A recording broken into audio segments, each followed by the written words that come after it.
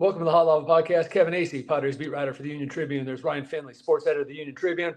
I am in Milwaukee. I'm reasonably sure.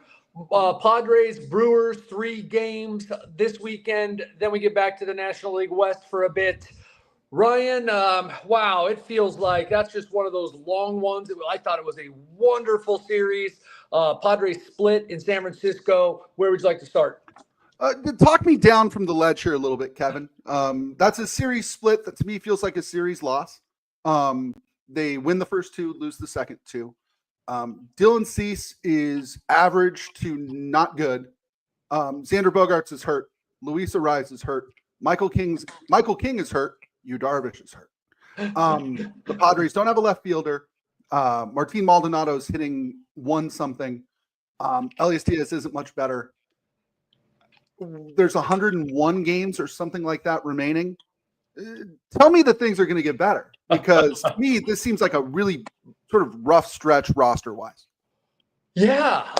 Now you have me sort of thinking that way. No, that is absolutely all accurate. I think even like the little bit of the dark cloud is fair. And, obviously we'll see.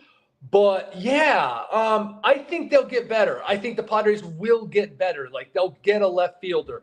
You want to know a hint that they'll get a left fielder? Buster Posey, general manager, future Hall of Famer of the San Francisco Giants, like, you wouldn't say blew up the roster, but he made some significant moves in the middle of that series, right? Mm-hmm. Brings in, was it Darren Johnson, a former Padres farmhand, a guy who's been around. He was in the Mexican League. The guy had a couple hits in Wednesday's game, so game 3, made a great catch on a Luis Arraez ball that, had he not made it, then it would have given the Padres the lead, I believe, or at least tied the game in the 9th inning. Dominic Smith, who was available and who would have loved to have signed with the Padres a couple of weeks ago, and he plays left field. He's now playing first base, or he did the first 2 days for the Giants. He was the hero, or one of the heroes, yesterday. Now, that's just to say, nice start, right? You're a general manager, you make those moves. Here's my long way of getting to this. The Padres didn't go in for Dom Smith. They think they're going to get better in left field. Now, it's on them to get better than Dom Smith, a quad A player who has had some moments in the major leagues. And so, but I look at that and I go, okay, this is where if you say an AJ you trust, you have to trust they're going to get better. Now, you bring up the starting pitching, and Ryan, I don't know what you think, but like, it feels like a 3 in Nick Pivetta, a 4 in Cease, and a 3 5s, because you're talking about Colic, Vasquez, and Ryan Berger. I'm not insulting anyone. I've been Randy Vasquez's, I think, probably biggest supporter, right, outside of the Padres organization and his parents. In terms of, look, this guy has done his job and more. But like, the fact is, he is who he is, and Dylan Cease is not getting the job of an ace, of a top of the free agent class. Like, counting on that guy to leave his mark on the Padres in this, playoff / championship season on his way out the door, it hasn't happened yet, man. And that's a little scary. That is a little scary. I mean, I just went off there, didn't I? I'm sorry, Ryan. You had a great note in today's Padres Daily when talking about Dylan Cease, and you made a little chart that's in there. Dylan Cease right now is 1-5 with a 4.72 ERA and 12 starts. Okay. Randy Vasquez is 3-4 with a 3.99 ERA in 12 starts. And Cease has 13 starts. I'm sorry. Randy Vasquez is, by nearly every definition except for WHIP, having a better year than Dylan Cease. Yeah, and if I should have, now that you mentioned it, and I did look at it, but then, with all the traveling, I just kind of, maybe it slipped my mind. A really good way to look at it, I think, and they're probably pretty even, and Randy might be better, is how often did they give their team a chance to win? Right. And I bet you they're even. Like, that, what I mean is, did they go 6 and give up 3? Did they go 5 and give up 1? You know what I mean? Yeah. And they're probably pretty even, and that speaks well of Randy Vasquez and not well of Dylan Cease. Yeah, right. Randy Vasquez is having a great year for a 5-starter, and Dylan Cease is having a pretty poor year for an ace. a guy who's about ready to go into free agency, by the way. Both he and King, this is not a good time in their careers to go through bad stretches, right? These are guys who are going to be generationally wealthy if they can put together a good 4 months here. You know what, Ryan? I want to amplify your point and say they're going to be generationally wealthy anyway. But they're pitchers, they're starting pitchers, and it's not a great market next year. But I just wanted to make that point. But your point is 100% spot on. And obviously King has been among the league leaders, but he's been hurt. I mean, I wouldn't say he was having the year that he expected, but then got hurt. Yu Darvish making air quotes progress, and I don't mean that to be flippant or anything, just to say, okay, still haven't seen him and don't know when we're going to see him. So if we want to get real, right, which is what we started out this podcast doing here, about how we feel about this team that is 9 games over. A couple days ago was 11 games over. That holds the second of the 3 wild card spots. That's, I think, 2 games back of the Dodgers. All real good, except, there's some questions. And I just don't think that's a comforting thing for fans or the front office with 101 games to go. Right. And 3 weeks of a gauntlet coming up. Right. Yep. I mean, to me, that's the larger issue is, do I think Luis Arraez long-term this season is going to be fine? Of course. Do I think Xander Bogaerts more or less isn't done for the year? Of course. But if these guys are out for a couple of weeks, if Michael King is out through the end of June, if Yu Darvish is out through the end of June, you're throwing a bunch of 4s and 5s at the Dodgers. That's a scary prospect, I think. So that was where I said, because you never know, right? Like you say, team needs X or else they're not going to. And then they somehow defy that because that. So when I was talking about Dylan Cease and the Padres absolutely need Dylan Cease to pitch more like an ace. I said, unless Yu Darvish and Michael King are going to come back and pitch into October healthy at a high level, and or the offense is going to be far better than it has been of late, then Dylan Cease needs to come back and pitch like an ace. He does. And Michael King needs to come back, period. It's strange. I'm putting Cease and King in the same boat here, but I shouldn't be. I mean, King has been a much better pitcher this year. And King's injury does not seem necessary. I'll let you speculate on King's injury. From what we've heard about King's injury, this does not seem like something that's going to keep him out of September and October baseball if the Padres make it. That said, you entered the season with 2 aces. And right now, who's your ace? It's Nick right, you entered the season. Let's say that we both know we're using the word ace liberally, but like aces of this staff, co-aces of this staff, and you felt real good about Yu Darvish. So you were talking about your 3 playoff pitchers, and 2 of them are out. One's been out all year, and then the third of them, the guy who finished higher in the Cy Young rankings, the guy who 3 years ago had a Cy Young runner-up in the American League, just hasn't. He's had, is it 4 quality starts? And they were 3 excellent starts, and then kind of left. And he's a guy who gets hot, man. And I did make the point. It was the first point I made. I learned a lot covering Blake Snell. He would drive people nuts. Some inside the organization, mostly out, talking about how he was close, talking about how he felt good about that 5-inning, 3-run, 4-walk, 12 strikeout game. And guess what? When he would talk like that, he was about to go on one of those 12-start, virtually unhittable, Blake Snell, owner of 2 Cy Youngs, stretches, right? If I apply that sort of and it's not just Blake, you learn from pitchers, man, and you learn from watching. You're like, man, that guy was really good, and he gave up 4 runs. Well, he made 3 bad pitches, right? He got 1 bad call, made 3 bad pitches. 1 of them went over the fence. His night is ruined, and you're like, my gosh, he had 8 strikeouts. Guys were grounding out. They weren't making hard contact. I see why he's saying that was a better start or a good start. But we are in June. We are almost to mid-June. Maybe that's a stretch. We're in early June. We're almost halfway through the season. I don't know that results are what matter here coming up. Okay. Well, and it's easy to tell. It's easy to tell when a hitter is getting close, I think, right? You see some of the things that we saw from Fernando Tatis Jr. here the last couple of days. Scalding a ball that had a 93% chance of being a hit and having it cut.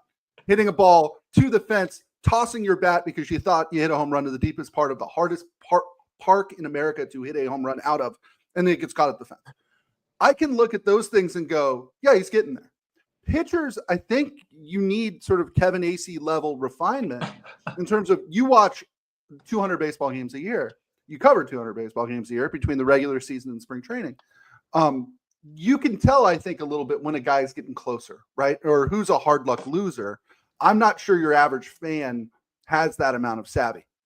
Well, yeah, yes, Kevin Acee and watching a lot of baseball and talking to a lot of people that know a lot about baseball. But right. yes, there's these little hints. And then I'm wrong. And then those guys who know a lot about baseball are wrong sometimes. And fans are right sometimes. Like, that's this crazy game, which is why I think it used to be America's pastime and why those of us who still love it.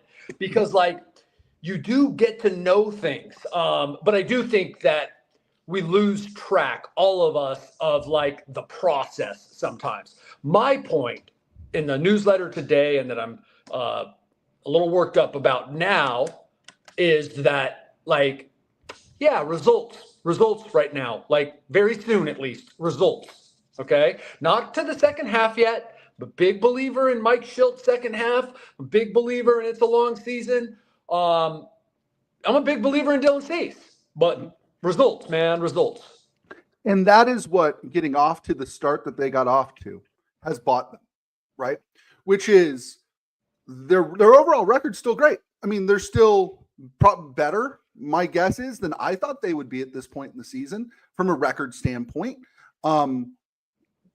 This is not a make or break couple of weeks. We're not talking about them being sellers at the trade deadline because they played so well the first month of the season. Yes, and then went 7-2 recently. Yeah. How about that? Yeah. Right? 7-2 against bad teams, but still 7-2. Yeah, they beat the Giants a couple times in there. That is true. That is true. That's what you do. You know what's funny about the Giants, man? They were in that terrible stretch.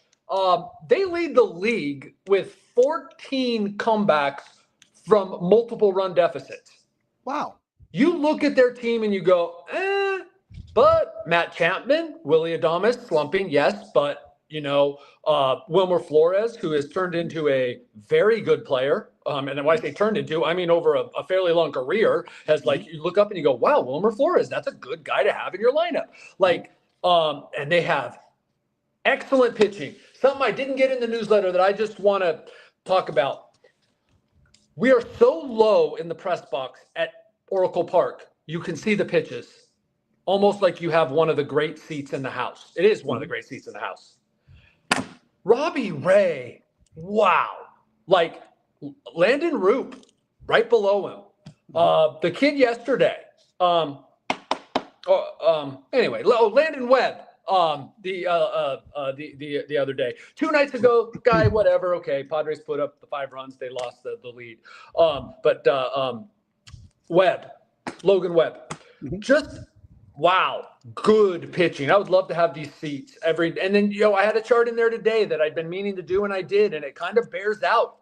You know what? Hasn't been a lot of schleps coming in and making the Padres hitters look bad. It's been guys who are pitching well before and after facing the Padres. That's just so we're aware. They're going to have to do better against good pitchers, but they have been facing good pitchers.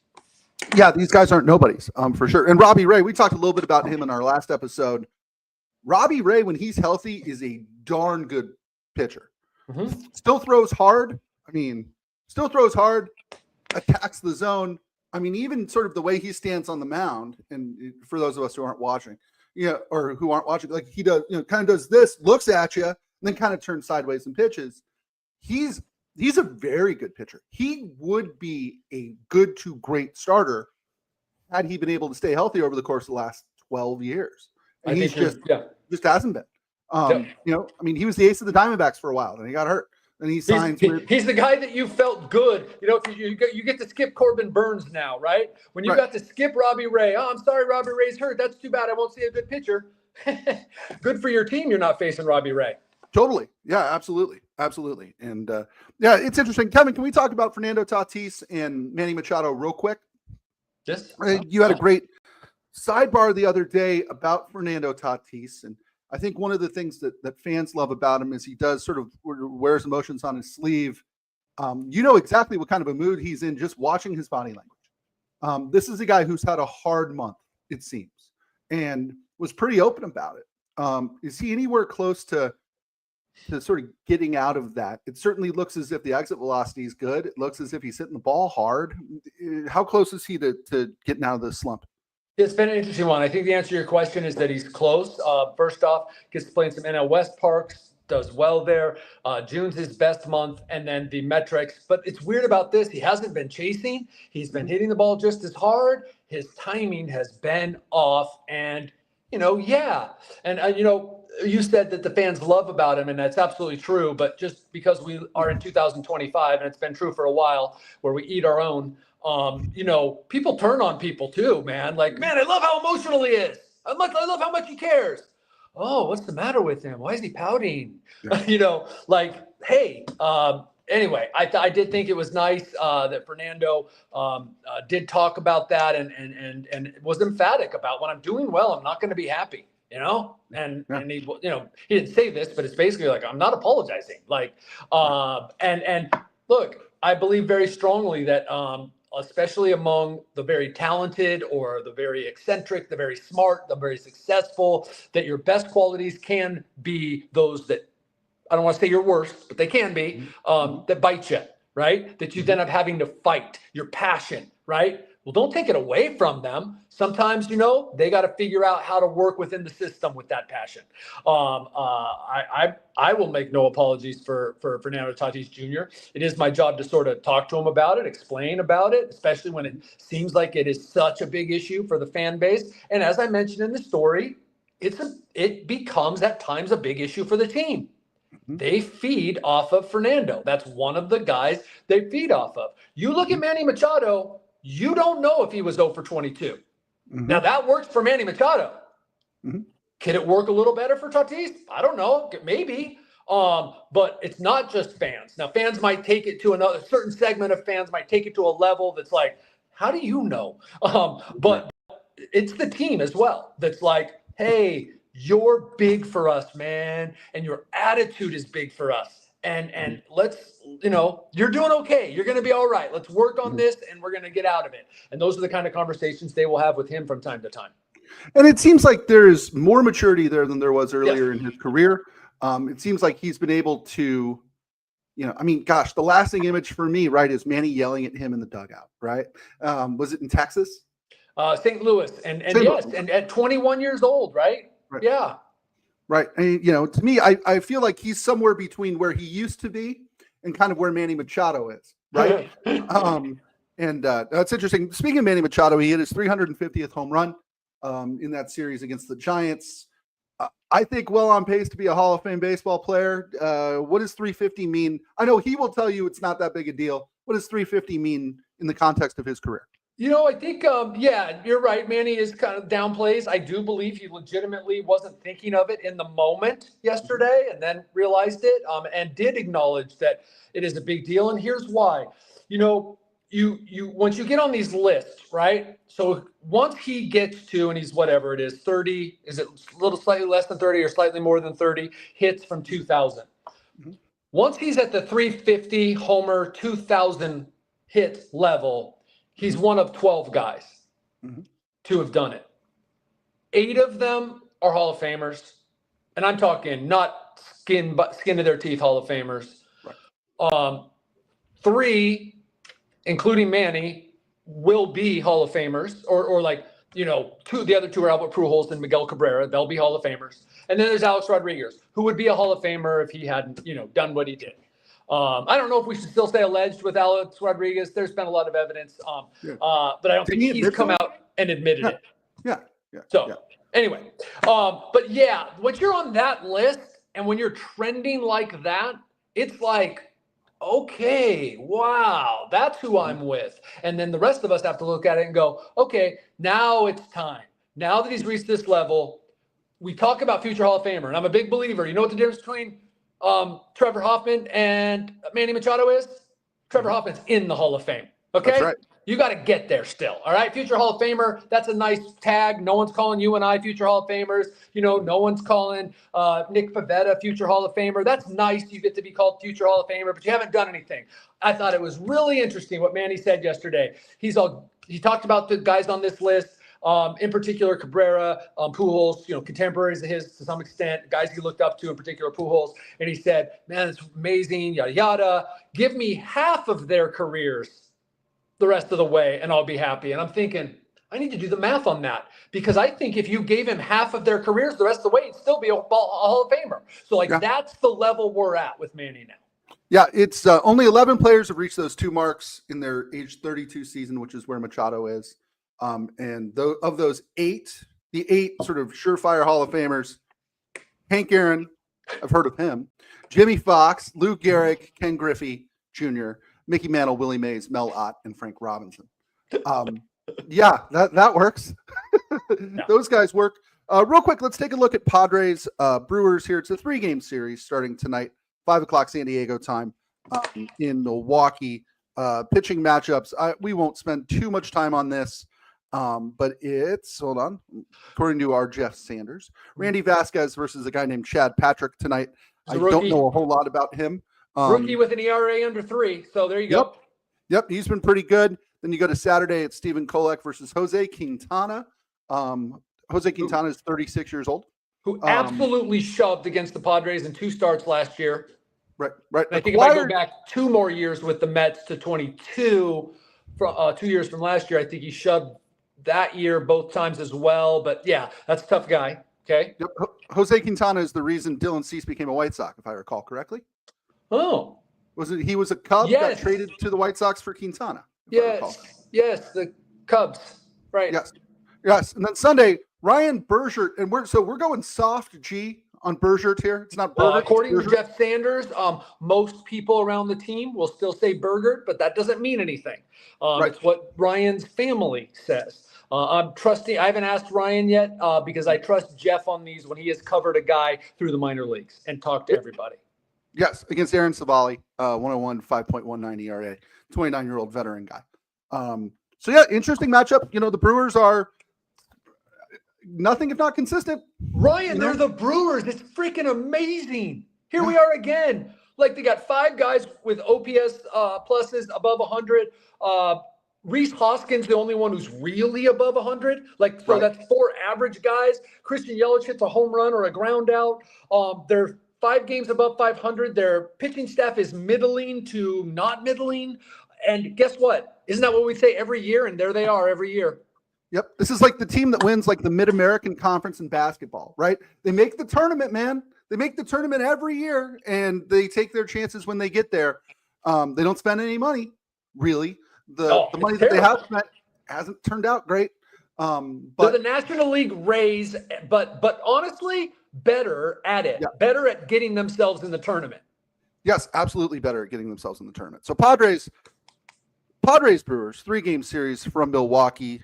Kevin, we've got a heart out here, so I will not bore you with any silly questions about Milwaukee or beer or Laverne and Shirley. I've come to love them, Ryan. But yes, I got to get to that ballpark, and this is one of the places it's not close. You got to hop in an Uber, can't walk, and so this is one of those places. Right, and you've got to stop and rub the Fonzie statue downtown, right?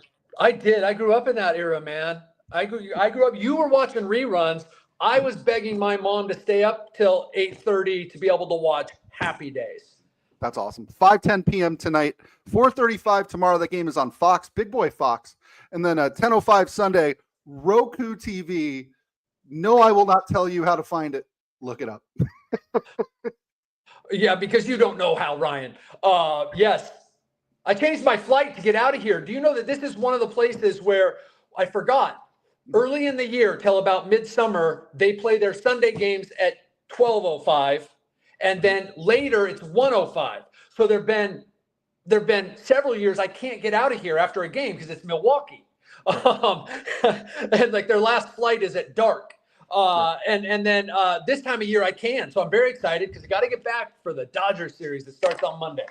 Yes, that will give us something to talk about on Monday, for sure. First series between the Padres and Dodgers. That'll do it for this episode of the Hot Lava Podcast. For Kevin Acee, I'm Ryan Finley. We'll see you next time.